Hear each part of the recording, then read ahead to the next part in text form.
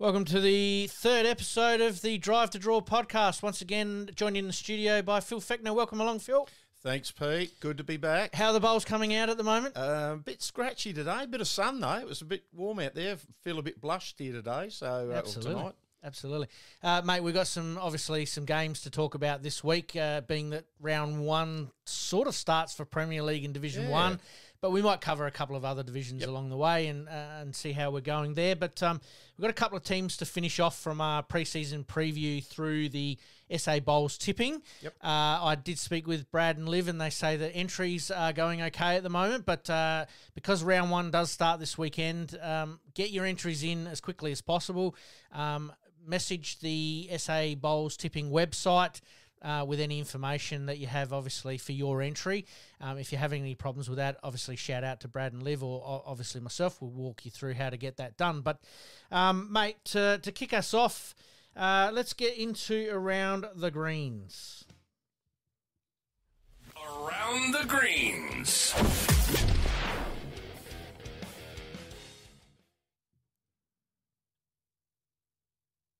All right, mate, let's kick off with Division 1. Let's talk about Payneham. Payneham Division 1. Should know a bit about this, I suppose, but I don't really. No, fair enough. Obviously, Alan Hurst providing a little bit of spiel to the SA Bowls tipping website and to us as well. Quite a few names here. I'm not too, what would you say, haven't heard of before. Yep. Rhiannon Thompson. I think that's Josh's partner. Sorry, yep. Tara Hurst, which is obviously Hursty's daughter. That's I'd correct. Say. Yep. Matt Rayson, which would be Candice Rayson's husband, I believe. Yep. Vic Pavia. No. No. The last one's Giovanni. How do we say that? I'll let you have a crack. Boccaccio. Again, we apologise for any pronunciations. I think they call him John, don't they? Yeah, I think so, yep. He's come from, obviously, Walkerville, had a year at Walkerville. Yep. Part of the year at Walkerville. Absolutely. Hursty obviously saying that Chris Swift, yes, you obviously played there last year, had a pretty good year as a new bowler to the club, and the one to watch this year, according to Hursty. Absolutely. Like, he's as keen as mustard. He's out there, a bit like you were early days. Yep. Pete, never saw you off that green. Swifty's the same. He's the barman. Yep. And so he's as keen as mustard. I played a fair few tournaments with him. Very promising. Just keep him on track, and he's a good lad too. Yep. So not many outs. I didn't see any outs there, Pete. We'll wait and see, obviously, for round one selection. But around the traps, you hear that there's a few players that might have moved on. I mean, yourself and Paul are probably the two that I know of after not being in the bowl scene so much last year. But just in talking to you, there are a couple there. It looks like just having a quick look at their side today, Pete, and there's quite a few out. So I'd say 10 or more. Yep.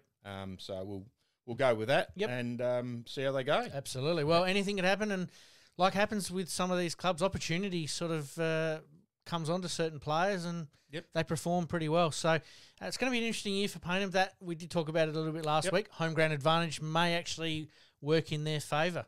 Yeah, front green sort of didn't do it for us last year, I've got to admit. Love the because front it was green. Slow? Yeah. Or slower? A bit slower, a little bit slower. So we played some of the games out the back and watered it down and got it quicker. Yep. And that helped us. But, the front green sort of didn't help us as a home ground advantage. Yep. Nothing against the front green. It's beautiful. No, it does play well. I can see him finishing bottom two, I think, Pete. Okay. I'm not as bullish on bottom two, but I reckon bottom three, bottom four potentially. But sort of in that mid-range. Yeah. But again, anything can happen in bowls, and we've said it before. So best of luck to Payneham there. Obviously, our old roots, our old club there. We want to see them go really, really well. And best of luck to Hursty there and co. You did mention that Aussie is off for work, which is a little bit of a... and Josh McDonald, he went to Port Augusta to work, so... Yeah, so they're going to miss him. He's club champion last year at Payneham. So two very, very good outs there. All right, let's move on to Port Noarlunga. We haven't got too much of a report on Port Noarlunga, but we do know that there's a couple of players that moved from either Lockleys or Marion up to Port Noarlunga. So they've recruited okay, I think, just to complement the team that they had last year. And I believe that Anthony and his partner are back there as well. Oh, okay. So sort of getting the Moffats? the Moffats, getting the crew back together almost. Yeah, look, very strong side. You know, they're always competitive. Is it greens or I've never played down there? Well, they've got 2 grass, 1 synthetic. Okay. Yeah. Unless they've changed that in the last 12 months, but I'm pretty sure that I've it's never been down there. 2 grass. And the big one you've got to worry about there is snakes up from the river. So I've heard that. Yep. Yeah, across the greens. Home ground advantage right there. They obviously got to be around the mark, aren't they? Yeah. Yep. Obviously, we didn't quite get a report from them No, as such, but I know that Liv and Brad are working through that as we speak. I dare say they might provide a little bit just as the season rolls around to week 1, but we'll go from there. And the last one in Division 1 is Henley. I did reach out to Buddha, a little bit busy with a few things. Wasn't 100% sure on who they had in and who they had out. They were doing some trials. So Henley may have lost a couple as well. I know that they lost James Bodner, obviously, to Adelaide. Sheridan obviously went the year before. So, they're always sort of plucky around the mark. Funny little greens down there, isn't it? A bit shorter. Yep. And it just feels claustrophobic. Yeah, it does. It does. Always hard at home to play. Yep. But they're always around the mark. Yep. The Miller boys and, Marshy and, good side. Yeah, absolutely. So best of luck there to Henley for the start of the season. Now, let's talk about some of the games for round 1. Now, obviously, with Division 1 and Premier splitting up their round because of the Nationals and player availability because of that.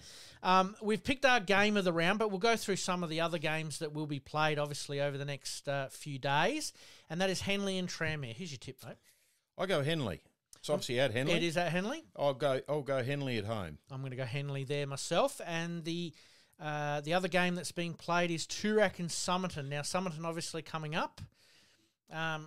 Prem Div 1, pretty solid. Not too sure. We haven't seen what Somerton have gained in that top Premier League. Yep. Which then supports the Div 1. So I'm going to go Somerton, I think. I'm going to go Somerton there myself. And our game of the round is Woodville v Millswood. We don't have any teams yet. It's a little hard to see who's, skippering, who's leading, who's the new ins, who's the new outs. But we'll obviously do that as the season goes on. Team coming down from Premier League in Woodville and a team coming up from Div 2 to Div 1 in Millswood. What do you expect, mate? There's a lot of ins for Woodville, but we didn't know a lot of the names. But I think at home, I'm going to lean towards Woodville. Yep. But I wouldn't be surprised Mills would get over them. Strong side and, as you said, good culture at the club. And that, you're all happy playing with each other and you play better bowls, don't you? So makes a big difference. But I'll go for Woodville. I'm going to go for Woodville there only simply for the home ground advantage. So, best of luck to the teams playing, obviously, on Saturday. The 2 teams that are obviously put off to the following Friday night, and we might cover this a little bit more, is Payneham and Marion.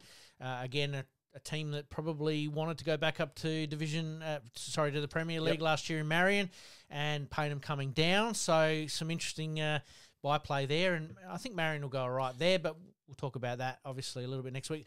I think the round 1 teams actually have to be submitted, so we'll actually know who's in those. Yeah, exactly right. And the other one is Modbury v Port Noarlunga. See, for me, that would have been game of the round, but because it's being put off by a week, we might hold it over till next week. I'll probably go Modbury. Yep. I think I'll go Modbury. Obviously at home, so whether they play on the carpet or the green, this is the advantage, isn't it? That if you do have both surfaces, you get to pick and choose depending on your opposition at times. I think I'll go Modbury. I might go Modbury there as well. All right, mate, let's move on to the Premier League. Let's talk about Grange. Yeah, they got a couple ins. One bloke I know pretty well, Mark Bowman. Yep. Yeah, good bowler. He skipped at Payneham the last couple of years. Yep. He's gone over. And Roy Palmer, I see old Roy. Yeah. Roy the boy. Moved from West Lakes. Yeah. We'll talk about West Lakes in a minute, but that's some pretty handy ins. Obviously, Wayne Rudiker providing a report there, sort of saying that, they felt like they were around the mark last year, but finishing 4th, I think it was a bit of a surprise to them, but a welcome surprise. So the benchmark's been set for this year. Yeah, and it looks like lost 3, Bandic to Woodville, Prommy's overseas, and Barrega. Yep. He's got Simon. family. Yeah, Yep. Simon. He's got family commitments, Yep. so which is fair enough. Yep. Family comes first. So. You'd expect Promi to come back probably at some stage through the season, so that's a handy little in when they need it. Exactly, and also Grange have got this culture down there that they just continue to provide players, and they play their role really, really well. Yep. And on their greens, they're very good. I mean, Rudy, he creates a great green, doesn't he? He does. You know, so. They run super fast. I know last time I played there, it was lightning. But that is that home ground advantage, and it's always nice down at Grange there. Yeah. Hopefully they get to take those greens with them when they potentially merge. Well, not merge with Lockleys, but they go to the one facility. We'll talk about that a little bit later on, but we better move on. West Lakes. I haven't got much on them. No, but talking with Brad and Liv a little bit over the last month or two, looks like they've recruited a couple just to sort of tidy up a few loose ends. Chris Flavel and Rob Flavel from Lockleys, two very handy ends. Yep, played with Chris at Paynham. Yep, as I did. I led for him. Yep. Yeah, so very handy bowler, and of course Dad. Well, he's been down here for years. How he drives it from Piri all the time, I'm not too sure. I think he stays down, but it's a credit to him to so long travelling that far. Yep. But two handy ends. Obviously, they've lost Roy. Yes, Roy the boy. Yep, and that was a last minute in for Rob Flavel. They weren't 100% sure as to whether he might go back home. Yep, or he might stay at Lockleys. Yep. And then obviously followed son. Chris. Yep, yeah, Chris. Which is totally fair enough. What do we see with West Lakes this year? Obviously, runners up last year. Surprised to a couple, but again, that team culture, they've always been pretty solid. I agree. West Lakes. Lucky enough to play against them a couple of times last year in the Prems, and we actually beat them and lost by, I think, 1 or 2 shots the other game. But one of the few teams sort of to beat them. They're ultra competitive, you know. So maybe that was the kick in the bum they needed to get going. I mean, a couple good ins and only a loss or 2. Yep. They've got to be up there again. Yep, absolutely. And we move on to Somerton, obviously premiers from last year in the Premier League, and 3 years ago they recruited very, very well, and they've kept that same group together pretty much for the last 3 years, and it's held them in good stead. Have you got anything on them? I spoke with Scotty Colville. Kept saying, Scooter. We're trying to get information because of Prem and Div 1. There was a lot of competition, obviously, for spots and players coming in, complement their sort of Div 1 side, complement, obviously, their Premier League side, which is a scary thought when you think about it. So I didn't get a full report from Scotty, but it was all pretty positive down there with the Seagulls or the Gulls. Yep. But again, nice greens down there. Always like the trip down to Somerton. Oh, yeah, it's a beautiful spot. And I can see them being in top 2, top 3, that's for sure. Yep. Early season predictions before we get on to the tips. Maybe your top 4 for Premier League? Oh, Somerton got to be up there. Yep. Adelaide got to be up there. Yep.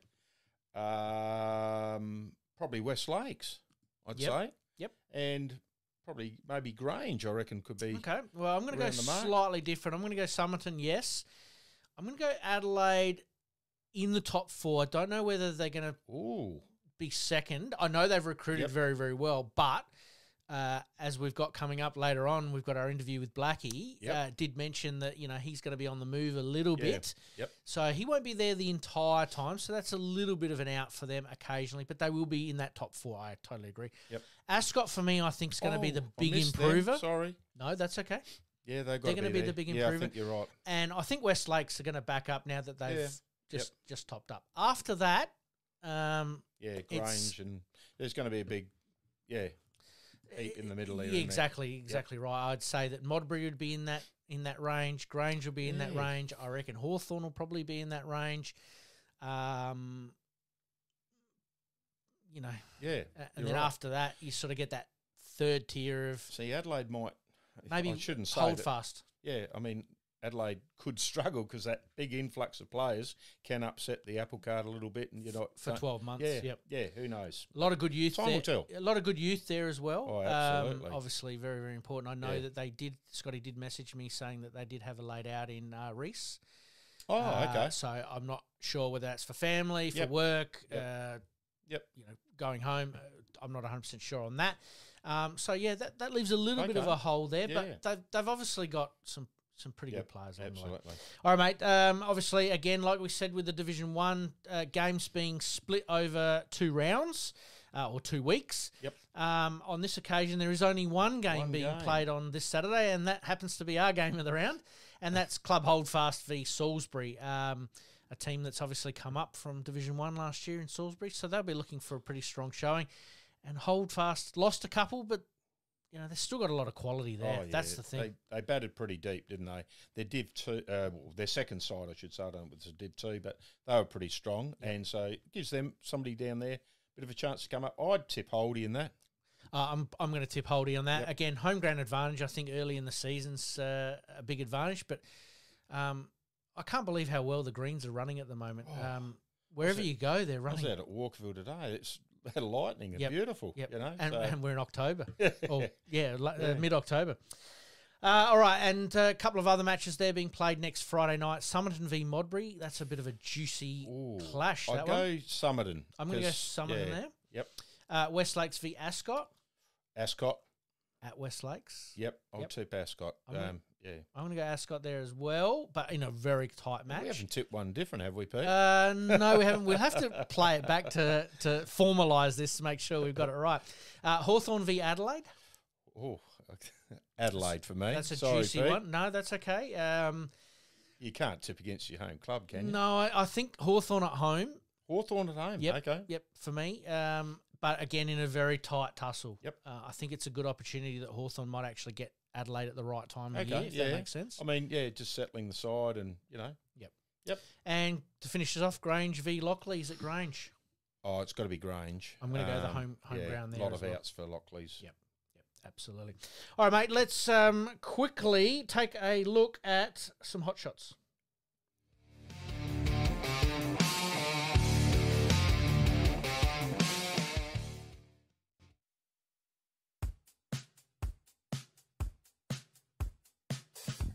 Just willing it out. It's not far away. Very close here. He's played a whopper. He's played Great it forever. shots. Great ball. I think it might be 3 shots, I think. He's having a little poke at this. He gets past, he gets that jack. He's willing it. It's a great bowl.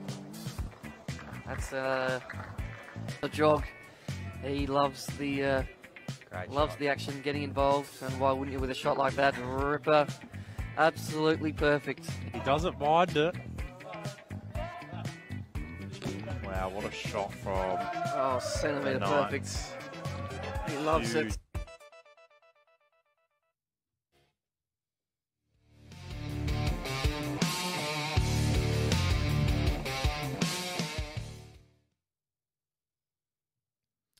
All right, mate, we move on to around the regions. But before we do that, thanks to Bowls SA for providing us a little bit of footage there for the hot shots from the Super League, that was played a couple of years ago. We've found some hot shots and some footage. We'll obviously bring that to everybody over the next sort of 20 weeks. I reckon I'm on one of them in the final. Unfortunately, got that good shot. That one good shot. Exactly right. Corey got me. He played brilliantly that day, and I provided one good shot. You're right. He provided about 20. So him and Grace were on fire. But mate, let's move on to around the regions. Before we start with the Barossa and Light, because I know you've got a little bit of there. Yep. We're going to shout out to everybody again from the regions. Let us know anything that's going on within the regions. I know as we sort of talk a little bit later on with some of the tournaments going on, we did make a bit of a focus of the regions this week. So over to you, mate. Let's talk about the Barossa and Light Association. Thanks, Pete. Look, I'll just quickly run through. I've got a few more ins that I wasn't aware of last week. So I'll just quickly go Tanunda. They got young Nick Schmidt's come back.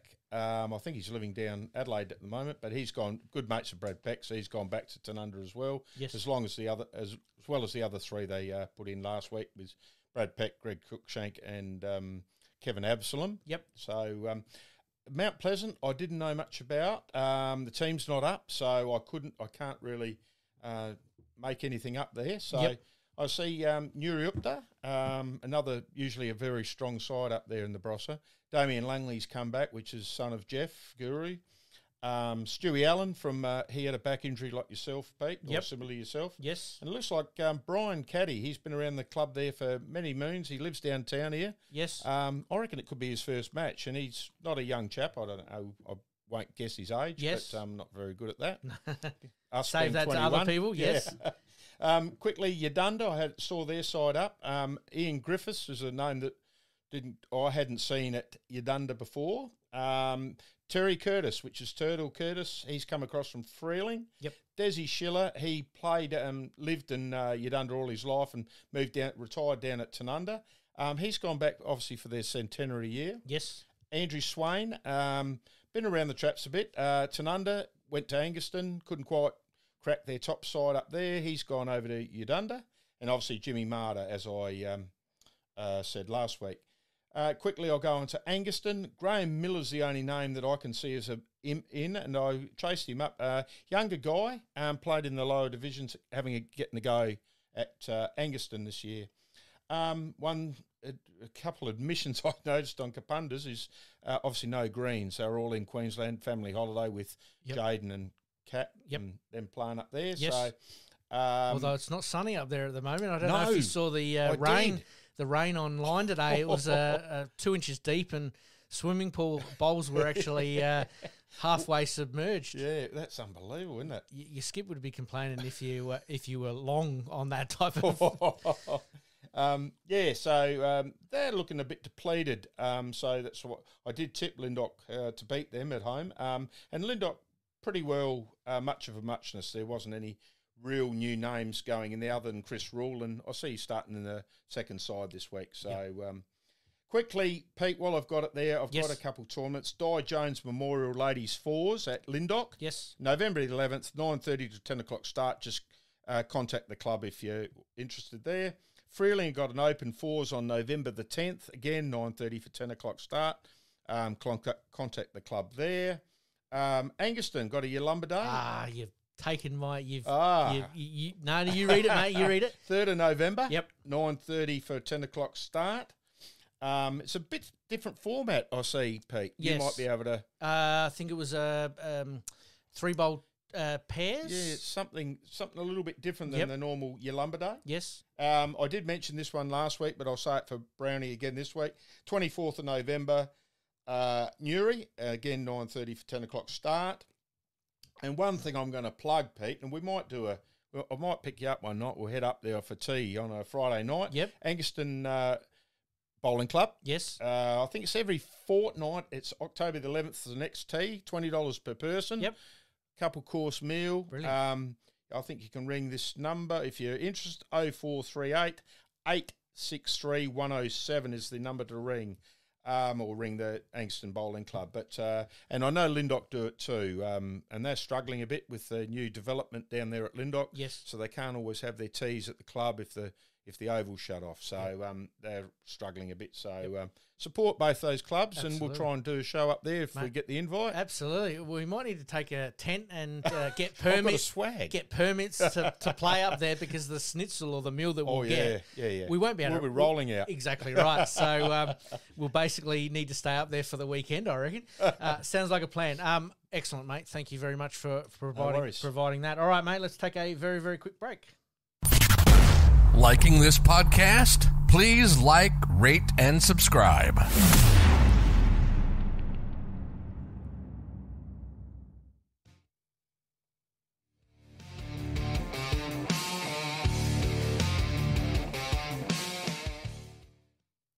right, mate, we're going to whiz through the state events. Obviously, coming up, we've got the state triples. We did promote the mixed pairs, which is now closed. Yep.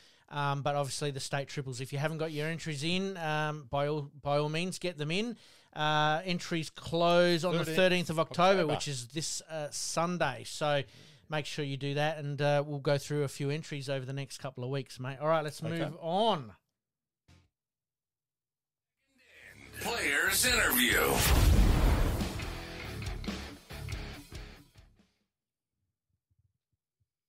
All right, on the 22nd in this week, as promised last week, Nathan Black was good enough to give us his time, and once again we thank Blackie for his time. Sit back and enjoy his interview.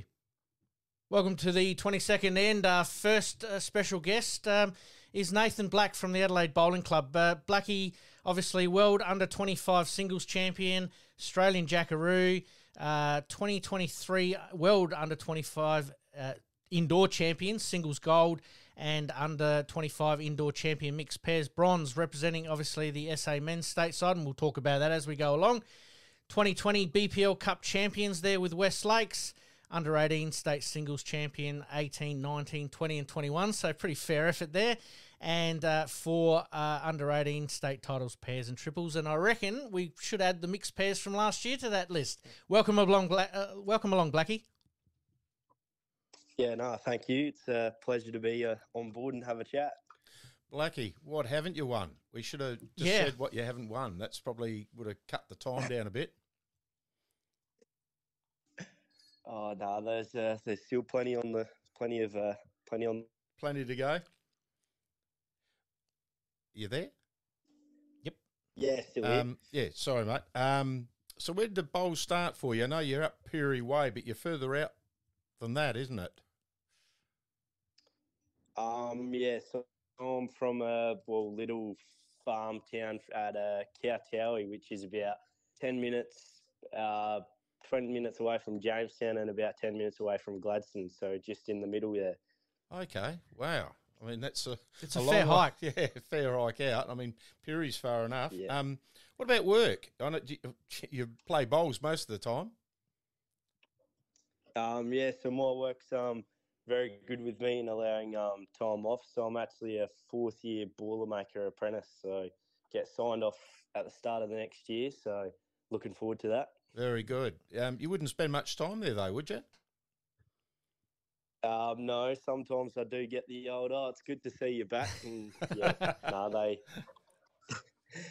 Yeah, it'd be a bit like that because every time I see you on YouTube somewhere playing bowls or winning a tournament somewhere, and Dubbo was the latest I saw, so big win over there.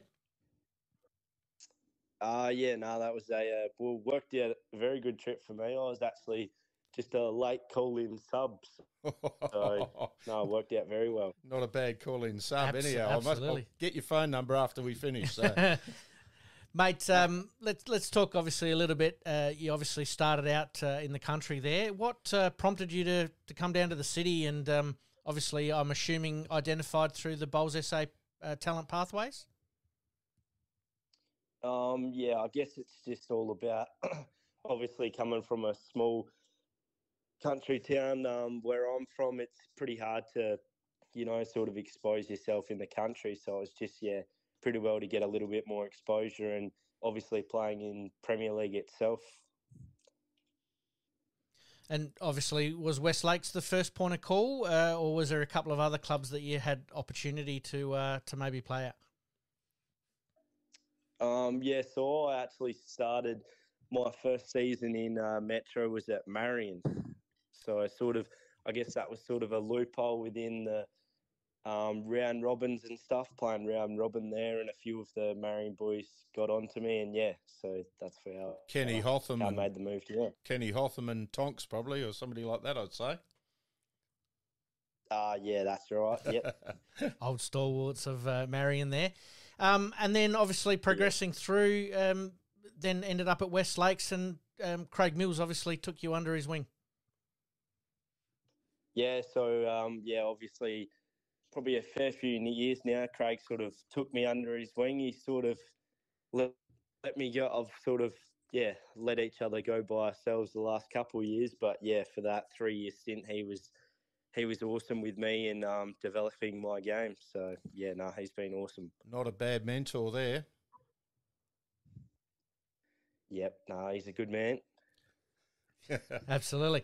Mate, what sort of attracted you to bowls? Obviously, you started at such a young age. What sort of attracted you to bowls? Was it family? Because that seems to be the common theme when you talk to a few people around the table. I was...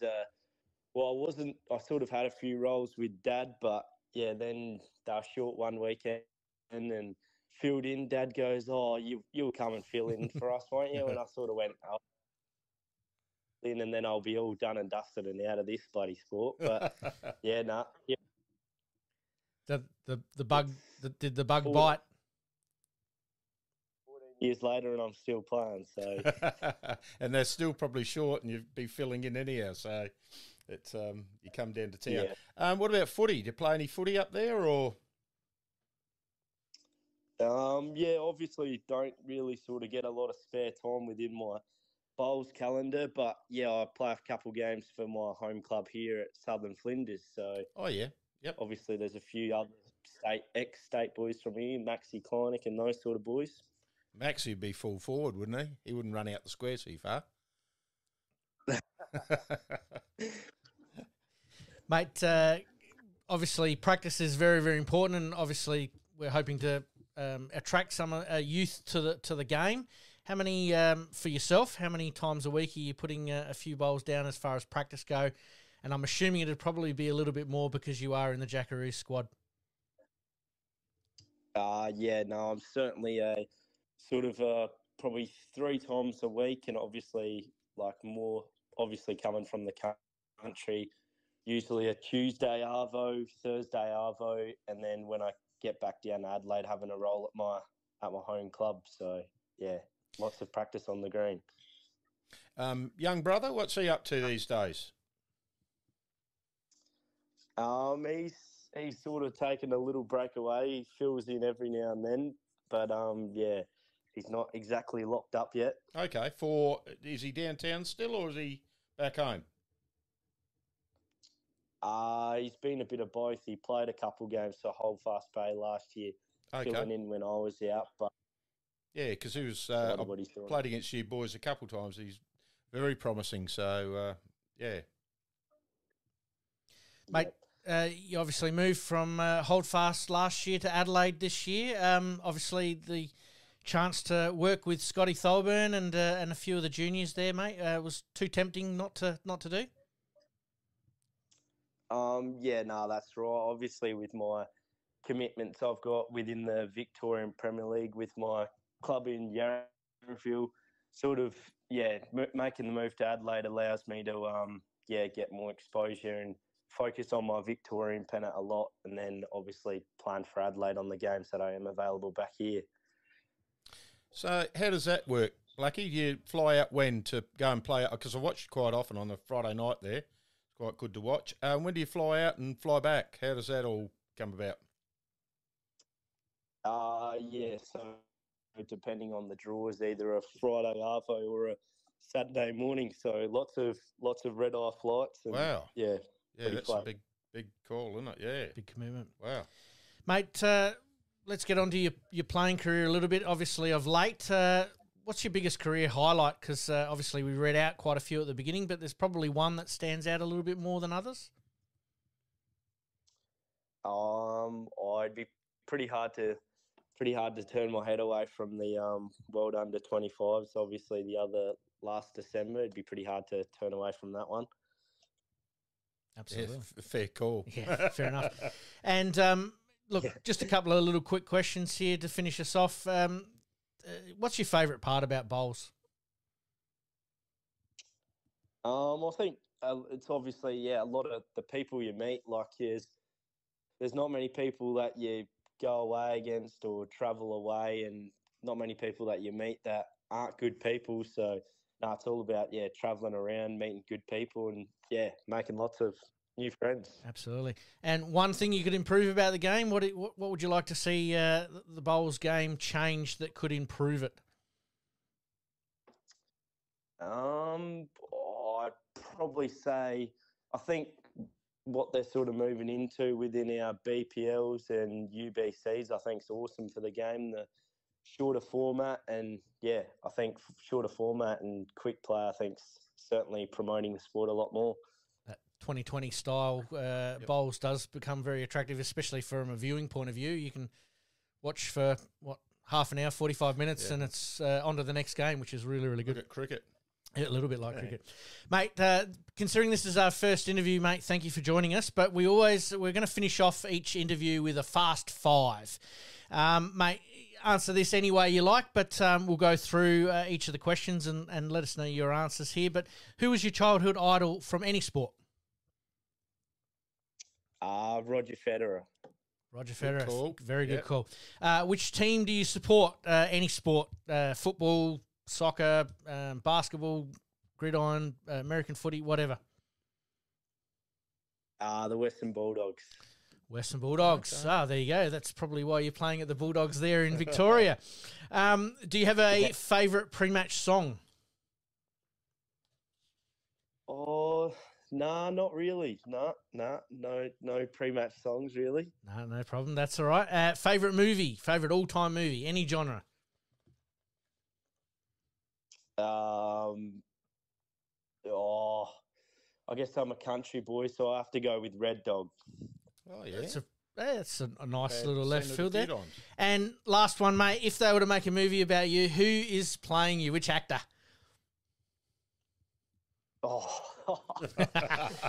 We leave the tough one to last.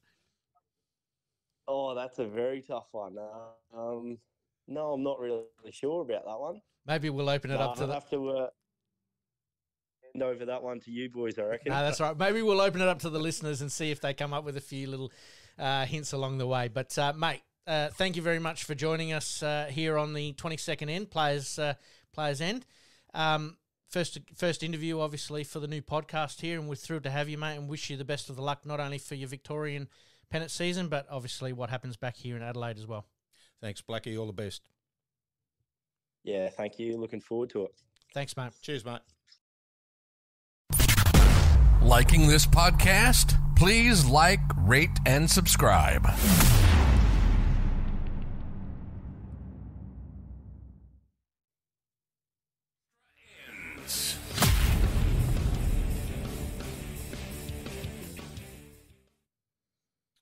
All right, mate, we finish off. We're going to whiz through the extra ends tonight.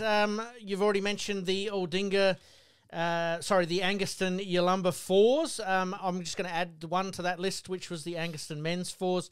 23rd of October, 9:30 for a 10 a.m. start. 2 games of 13 ends, club uniform to be worn. So if you're looking for a game, get out there and get your men's fours group together, or open fours in this occasion for Yalumba at Angaston there. That'd be a good tournament. I wouldn't mind doing that. All right, let's move on to BPL. Obviously, we talked about BPL Cup last week, but we're going to talk a little bit more about BPL. Adelaide Pioneers, their draw has been released. So we've got our first day's play, and they play the Perth Suns first game up. Pretty tough opposition, Perth. Yeah. Adelaide always line up all right, though, don't they? I mean, they always probably bat higher than they should. Yes. Yeah, always around the mark, aren't they? Competitive. Been the bridesmaid 4 or 5 times now, exactly. so maybe this might be their opportunity. Laney coming in. Hey, yep. Change might actually work. Game 2 is going to be live streamed on Bowls Australia's, I would assume, YouTube channel. Facebook's a bit funny at the moment with live streaming, but so we'll definitely say that it'll be on YouTube because that's where it is most of the time. 2:15, they play the Sydney Saints. Now, the Sydney Saints are a new team this year. Oh, wow. So there's a couple of new teams that are coming. Blackie's in one of those, isn't he? He is in the Sydney Lions. Sorry, I threw that on you. You weren't ready for that one? No. Yeah, don't know much about the Saints, I got to admit, but yeah, I love it. I love watching it. So yeah, and like we talked about with Blackie, you know, those quick 45-minute games change, you know, and you get a different look at it. So absolutely fantastic. Round 3, they play the Melbourne Extreme. Round 4, the Gold Coast Hawks. Round 5, they play the Geelong Jets, who is another new team that has come into it. Those. Yeah. Okay. So going from an 8-team format to a 10-team format. Okay. It looks like they're playing a few more games on day 1 and then obviously extending that little bit more. So should be interesting and really looking forward to. We'll talk about the next couple of rounds over the next couple of weeks building up to, I think it's the 11th of November. So we've got a couple of weeks there to sort of get going. All right, mate, let's move on. The Nationals, the state men's team hadn't really been announced last week, but we do need to send an apology to the mayor of Nurayupta in Stewie Forbes. We had him in the squad, but he's actually in the team. He's leading. Who's he leading for? He's leading for Wayne Rudiker. So pretty handy rink. Oh, yeah. Stewie leading, it's a handy rink. Absolutely. So you've got Will McFarlane, Isaac Trenorden, Jono Voigt. We'll talk about Jono in a little bit in a minute, and Nathan Black, who was obviously our special guest today. Stewie, Ben Bowman, Brett Davis and Wayne Rudiker.